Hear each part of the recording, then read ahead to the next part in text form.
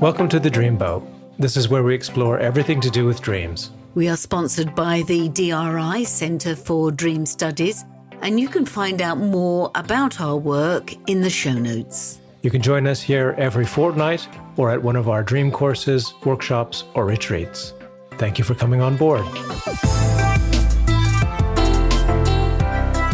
Hi, Karen. Lovely to see you and hear you, of course. Thank you for joining us on the Dreamboat today.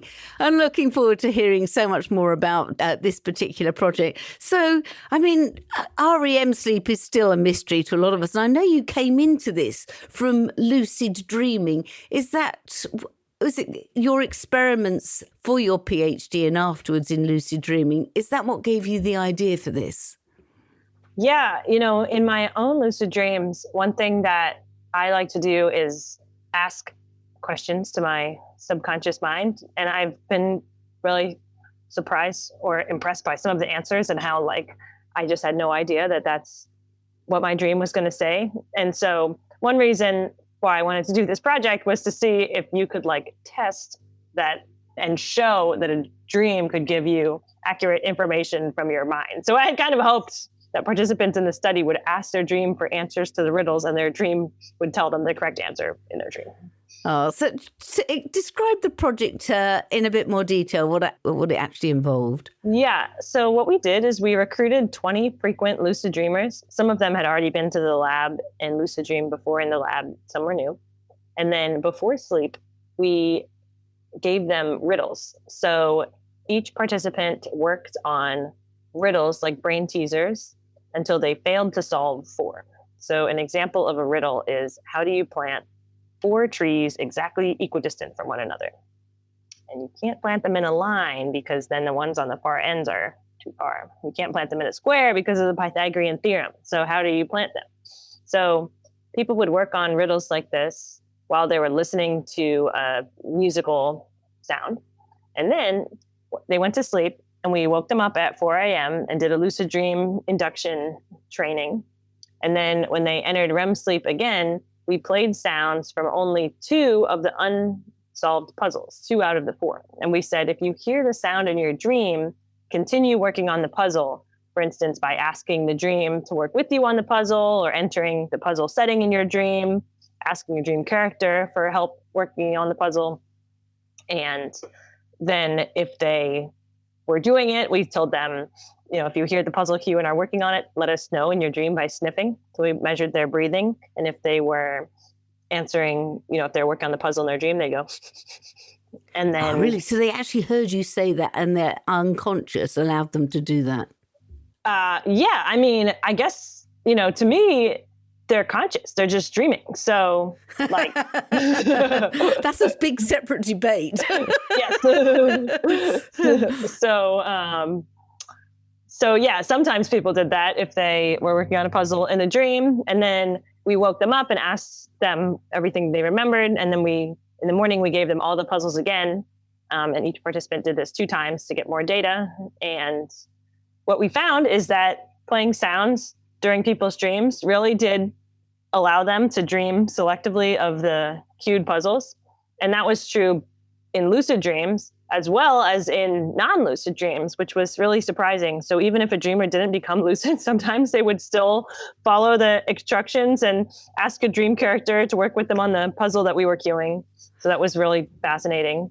Oh, wow. And contrary to my expectations, people didn't solve the puzzles in their dreams. I was going to ask you, did they all become incredible mathematicians? Yeah. But when they woke up, they were more likely to solve it when they returned to that waking effort the next morning if they had dreamed about it.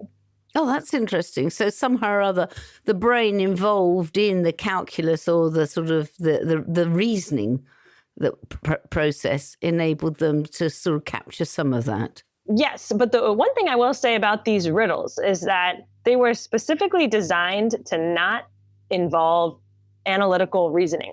They were designed to be solved through a burst of insight.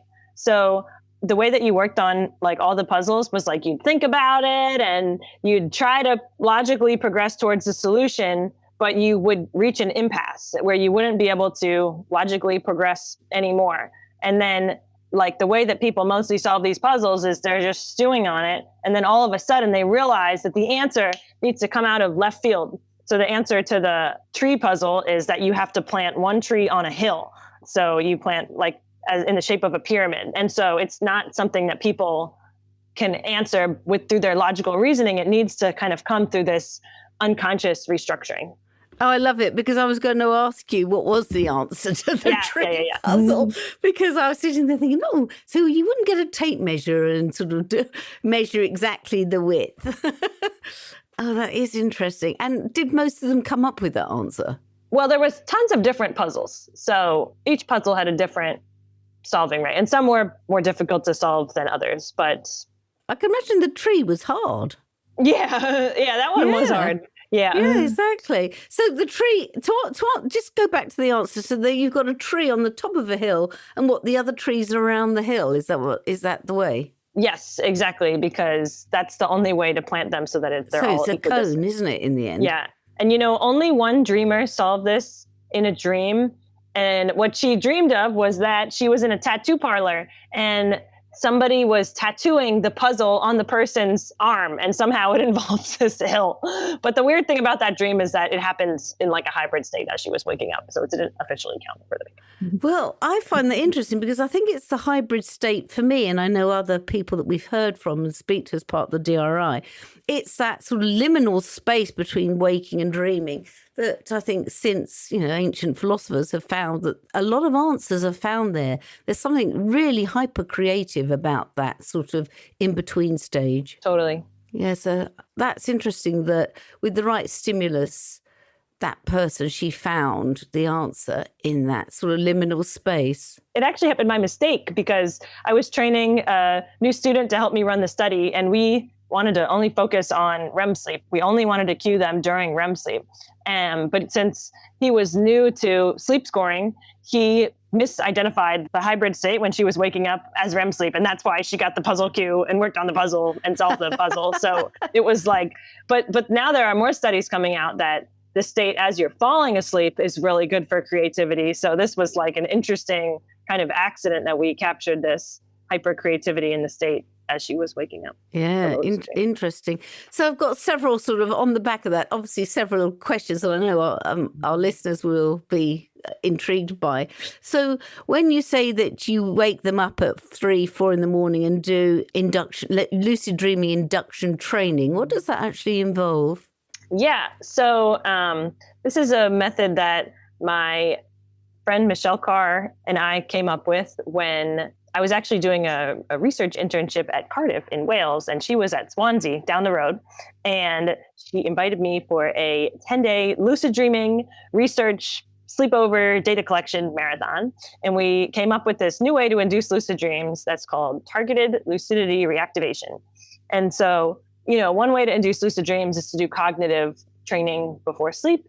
And another way is to present external stimulation to somebody who's dreaming to remind them to become lucid. So we wanted to combine the two and like really automatize the connection between perceiving that sensory stimulation and becoming lucid. So what we did is we brought people into the lab who didn't necessarily have any lucid dreaming experience in the study where we developed it. We just explained the study as we are wiring them up. And then for 20 minutes before sleep, and this is also what we did in the problem solving study, we presented a sound cue like beep or a flashing light cue, and we gave them a prompt. So as you notice the cue, you become lucid. Bring your attention to your thoughts.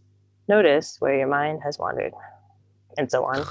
And yeah, got a lovely voice. Oh, and so it was kind of like a reality check, but it wasn't to test reality. It was just to become mindfully aware of the differences between waking and sleep. And so for 20 minutes as they fell asleep, they would see a light cue and become lucid, see a sound cue and become lucid while they were awake. And then we played the cue again while they're in REM sleep. And in that first study, half of the participants had a lucid dream in only a 90-minute nap session. So it was a really effective way to get new people to have lucid dreams. And were these people, they'd been lucid dreamers before, so they knew what lucidity was, or were these just random? They were random. So some had lucid dreams before, but some had never had lucid dreams before. I think 3 out of the 5 people that had never had a lucid dream before had their first lucid dream in the lab after doing this technique. Well, so people who want to, I mean, we run lucid dreaming courses, as you know, but so if somebody wants to go away and just try this themselves, what do you suggest they do? They have a flashing light or a sound that they play with while they're awake? Tell me a bit more. Yeah, so that's the one thing that doing it to yourself is not totally straightforward, because you have to present a cue at a very perfectly low intensity while you're in REM sleep.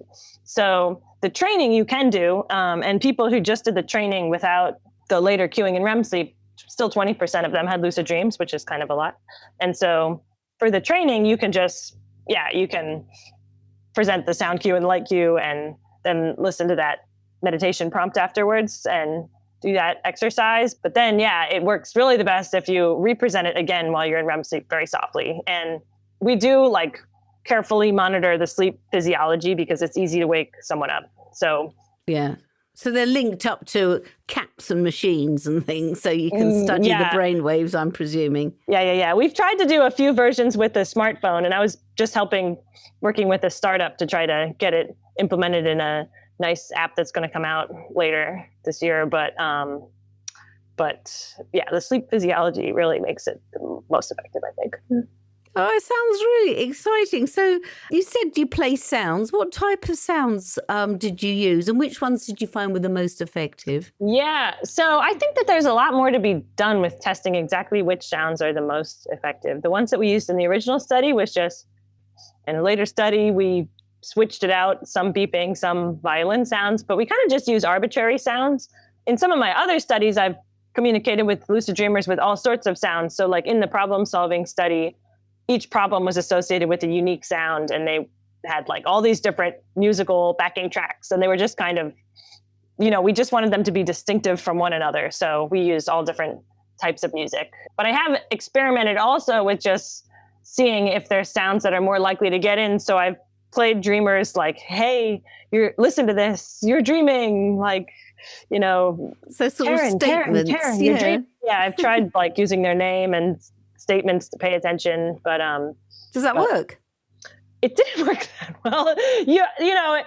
Maybe it worked a little bit, but I had hoped that because I feel the real problem is that somebody's dreaming and then their attention is just way floating far away in dream world. And so how can you get them to pay attention to you without waking up? It's pretty hard. And saying, hey, listen to this, and their name didn't work out. That's interesting, isn't it? Study on it, but because you think it would, wouldn't it? It would be to bring the attention, the unconscious or sleeping attention to the process. I know. We're at Northwestern. Some of the studies we do are collaborating with a bunch of Buddhist monks who are trying to do something similar, communicate with dreamers. And one of them had the idea to use the Dalai Lama's voice while they're communicating with other monks, because when everyone hears the Dalai Lama, they're we're stoned in. So I was that's a great idea. And I wonder if there's something like that would work for somebody that didn't have that relationship with the Dalai Lama. So. And did it? I don't know. TBD. Oh yeah. How interesting!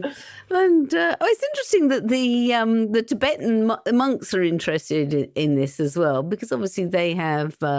I think they call it bond dreaming, don't they? And they have lots of different techniques along these lines. Yeah, totally. There's a big movement that the Dalai Lama was initiating about training monks and monastic practitioners to become scientists also, so that they could kind of have their background knowledge, but also be doing science and studying their practices. So we're helping, the monks are helping us design studies about, these contemplative things, and then we're helping them learn science. And so it's a really cool collaboration. Wow, what an interesting project. It almost feels like a separate podcast. I really like the sound of that. I'd like to learn a lot more about it. And I think the other phrase you used was dream characters. Tell me a little bit more about how you encourage people to develop them, and also what type of characters do they have? Yeah. So we ask people, if you become lucid, one option for working on the puzzle would be to ask a wise dream character for help working on the puzzle. And turns out this was the worst suggestion that we gave the dreamers. And I actually found another study after this one that actually found something similar, that asking dream characters for the answers to riddles or math problems is not that effective, apparently. I've had very insightful conversations with dream characters in some of my dreams, but definitely dream characters vary in the amount of insight that they have into your mind. And so when I first started this study, I said to people, it's really common to dream of laboratory personnel. So if you dream of me, ask me for the answer, because I know all the answers to the puzzles. So you could say that's cheating, but what a good idea.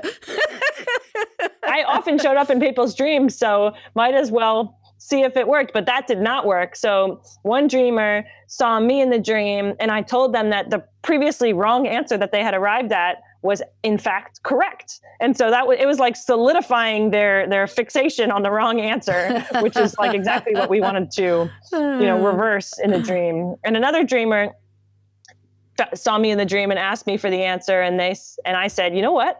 I actually don't know the answer to that puzzle after all. That's really hard. And so he woke up and said that was profoundly unhelpful. I wanted to include that as a subtitle in my paper. But, I think that summoning, so after that, I took that suggestion out and just said, use a wise, puzzle-savvy dream character, not just any dream character, but find Albert Einstein or somebody. But Dalai Lama. Yeah, exactly. The Dalai Lama. Find somebody that's really good at puzzles. And I think that, some lucid dreamers do have these really meaningful encounters with dream guides, but in this study, didn't really seem like any profoundly wise dream guides appeared to the dreamers. They would often just ask the character, their friend or somebody that's in their class in their dream for help on the puzzle. Here's two more that I remember. One dreamer, the puzzle was HIJKLMNO. What word or phrase does this represent?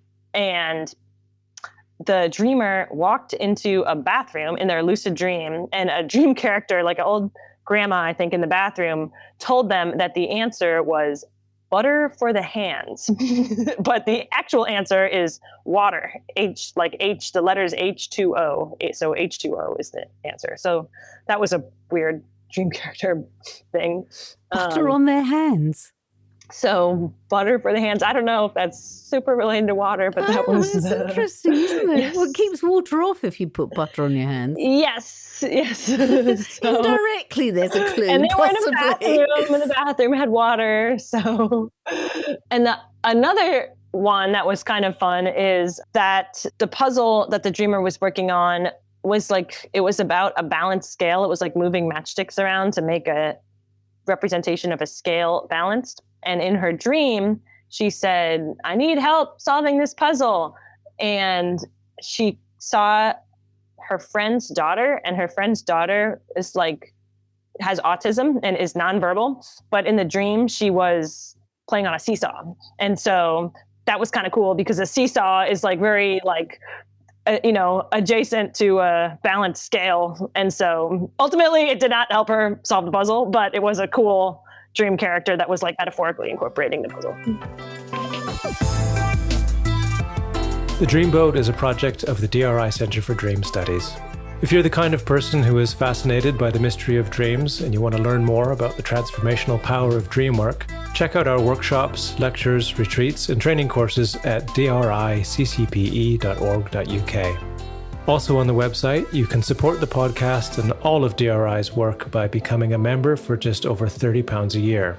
That gets you discounts and first access for our ticketed events, as well as access to videos and extra material online. That's driccpe.org.uk, and you can find the link in the show notes. Now back to the podcast. So, it sounds like A, very fascinating research, but B, had a lot of fun doing it. Yeah, it was amazing to see all these different examples of the puzzles getting incorporated into the dreams, and the dreamers answering with sniffing and stuff. A lot of sleepless nights too. Exactly.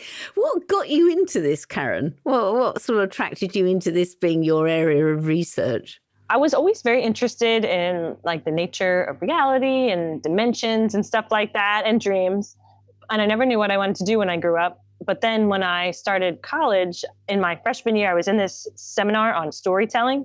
And we read this paper about how lucid dreaming was like your subconscious mind writing a story and your conscious mind like reading it. And at that point, I had just started having lucid dreams. And so I was like, oh my God, somebody did lucid dreaming as their job. Like I want lucid dreaming to be my job. And so then I had all these kind of like my undergrad didn't have anything to do with lucid dreaming, but it was cool. They supported me. They sent me to a lucid dreaming retreat in Hawaii with Stephen LaBerge, who's like the grandfather of the science of lucid dreaming. He is indeed. Yeah. Wow. What a privilege just to work with Stephen LaBerge as well. It was amazing that, I can't think now that my, any research would pay for me to go to a retreat in Hawaii, but at that time they did. So it was super, super lucky. I was like, research rocks. Yeah. And if anybody is interested in lucid dreaming and wants to return to the master, Stephen LaBerge, there's several books and papers written by him on the subject. We'll possibly put that in the show notes. So, Karen, you went to Hawaii. I did. I ended up moving there, actually. So I went to his retreat, and then I went back after I graduated and volunteered at that retreat center. And then at the end of my PhD, I moved there for 2 years. So lived right next door to that. It totally changed my worldview. I had grown up in a more conventional life. And then I went to this retreat in Hawaii, and I was exposed to all these alternative ways of thinking. And it kind of made me start incorporating that in my belief system. Yeah. Wow. And how did you then get involved with the study at Northwestern? Yeah. Well, I knew that I wanted to do my PhD on lucid dreaming, but there wasn't a lot of opportunities to do that at the time. When I went to Stephen's retreat and I did a sleep research internship over the summer, they were kind of like, dreaming, and especially lucid dreaming, is a really fringe topic, and it's going to be hard to find a PhD on that. But then I went to a conference, and I went to this lunch session, and the speaker at the lunch session was answering all these questions people were asking about lucid dreaming. And he revealed that he was doing some like secret side studies in his lab on lucid dreaming. And so afterwards, I went up and introduced myself, and he ended up becoming my PhD supervisor. And of all the places I applied in the United States, he was the only one who would let me do my PhD on lucid dreaming, Ken Powler's lab at Northwestern. And so so this is Ken, Yeah, at the time, his lab was really focused on this technique called targeted memory reactivation, and it still is. And this technique is where you have a memory associated with the sound, and then you play the sound during sleep, and it boosts your recall for that memory. So like the puzzle study is an example of that. The puzzles were associated with sounds, and then you played them during sleep, and they were better at solving them. And so my research started now there's lots of people in the lab that are also studying lucid dreaming, which is fun. So you've indoctrinated them. Yes. It was starting a little bit before I got there, but it definitely branched out. Have they all become very proficient lucid dreamers thanks to you? Yeah, well, another PhD student who joined the lab since then is already a masterful lucid dreamer compared to me. So, and they are training people in their studies to lucid dream and do dream yoga techniques. So. Oh, interesting. So, and also the work with the Tibetan monks and meditators. How fascinating that you've spread a message far and wide. Well, I think a lot of people want to study dreams, and it's hard to find a place to do it. Yeah. So it's great that there's more places that people can go now. Yeah. Well, I often joke now that instead of the old cogito ergo sum, I think, therefore I am, because of AI, we're going to have I dream, therefore I am. True. Because it will be a sign of consciousness of some form. And so that's my little joke around the fact that dreaming is becoming more and more important as something to study, because it tells us something about being human, that sort of stepping away from the analytic mind. And even though you're playing with analytic, as you say, you actually chose puzzles that were not obvious reasoning. So the mind has to sort of be more plastic and work in a different way, which the brain allows you to be, because you're sort of stepping away from the mind as we traditionally know it, I think, with dreaming. What a great project. And I understand now that you're in Cambridge. What are you doing in Cambridge, UK? Yeah, Yeah, I just started a new postdoc, and actually that project really inspired me to want to study this further, because when I was doing the problem solving project, I was sitting there night after night playing all these sounds to people who were asleep. And most of the time they would ignore them, but every now and then they would answer with sniffing. And then sometimes they wouldn't answer with sniffing, but the sound would be kind of incepting their dream anyway. And they weren't lucid, but they were hearing the sound. Or sometimes, the sound would wake them up. We always tried to avoid that.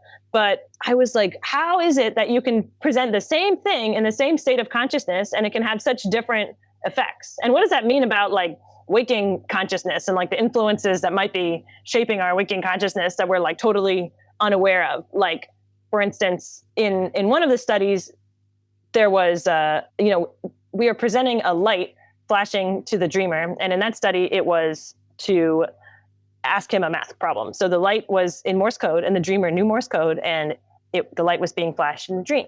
And in the dream, the dreamer was in a doctor's office and the light was flashing from the ceiling. And he knew it was a Morse coded signal from another, from the outside of the dream world. Another dimension. Exactly, another dimension. And if the dreamer had, if you take the dream as reality, which most of the time we do, and that dreamer said, oh my God, there's a Morse coded message coming from the light, and that was real life, that doctor would say, sir, you're psychotic. Like, let's send you over to the psych ward. But really, it was true. Like, it was really happening. And the dreamer was accurate, And so I think that is super interesting to see how information can cross these. To me, it does feel like another dimension. And so that's what I'm going to study at Cambridge. I'm going to study kind of like the bottlenecks of sensory perception while you're asleep and how come people can perceive things sometimes while they're asleep and answer questions sometimes, and other times it's ignored. And does it have to do with your brain or your motor execution or your just ability to perceive things in the first place? Like maybe sleepers actually could answer all the time. It's just that they're deaf in the dream at that moment or they're blind. So yeah, it's like consciousness membranes, isn't it? That something can filter through the membrane is really, really interesting. Yeah. So what do you take away from the study that you did at Northwestern on puzzle solving and riddles? Well, what was your conclusion in the end? Our conclusion was that it was a step towards testing that dreams, a function of dreaming, is for creative problem solving. Creativity is often ascribed to the suite of functions that people say dreaming has, creativity, emotion regulation, generalizing information, all functions that people say dreaming has. But it's really difficult to actually test those functions and move towards a causal conclusion about why you dream, at least in the scientific sense, because if you can't change a dream as it's occurring, you can't really do a science on the outcome of a dream, because people dream of a problem that they care about and then they solve that problem more often. And so you can't isolate the contribution of dreaming. And so in this study, we successfully, helped the dreamers enact dream content that we were assigning in real time. And then it didn't work for everybody, but it was a step towards saying, all right, if they dreamed of a puzzle, they were more likely to solve it. So creativity is, more strength for the claim that creativity is a function of dreaming. So, it's so rewarding. Right at the sort of start of doing the Dreamboat, we did an episode on famous dreams and, dreamers throughout history that had found a solution to a problem, whether it was scientific or whether they were finding some creativity, like Paul McCartney and the Rolling Stones for that matter, or James Cameron dreaming about, Avatar and things like that. The history's full of examples, but to actually take apart what's happening, which is what you're trying to do, I think is really, really fascinating and could improve and boost people's creativity if they could sort of have clear guidance and techniques that could be used. I think it's fabulous, Karen. It's a great project. Thanks. Yeah, I think that a future direction would be to really test, which are the techniques that are actually the most useful for dreaming about an unsolved problem.